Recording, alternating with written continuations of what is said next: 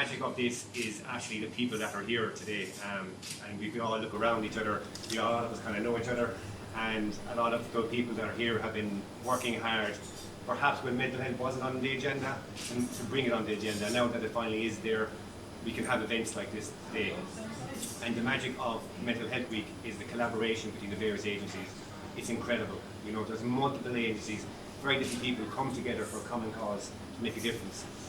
And that's what Limerick is about. I think that's why Limerick is in a bit of a renaissance.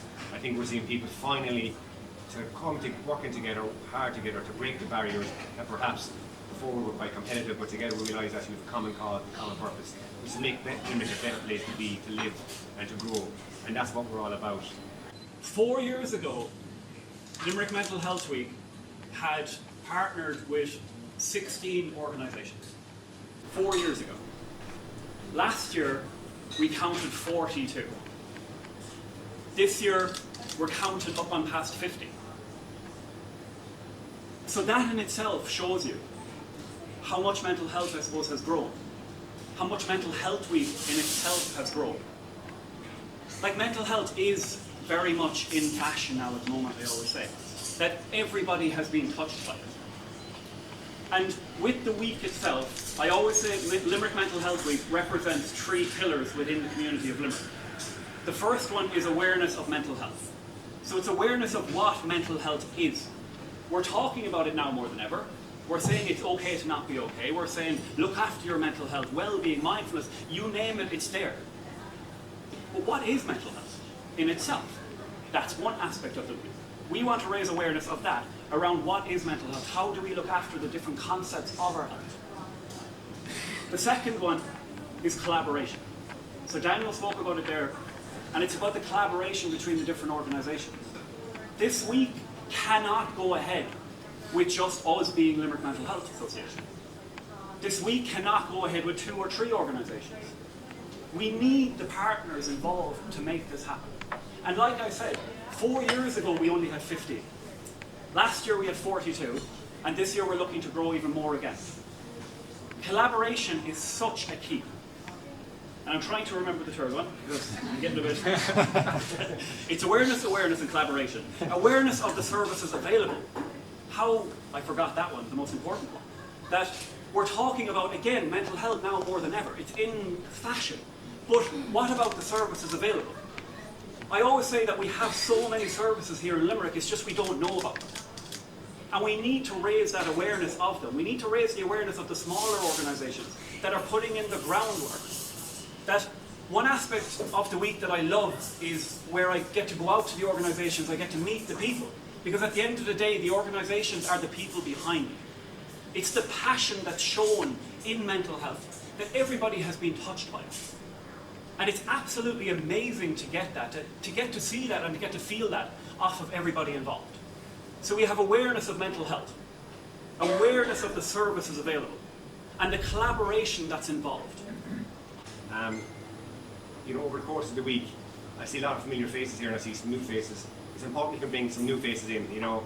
As part of the week, on challenge I'm going to lay down for all of you is to bring maybe 3 or 4 people to an event during the week. Just bring some new faces, perhaps people who have never come in contact with some of the things that are on during the week. Try and come along, bring 3 or 4 friends.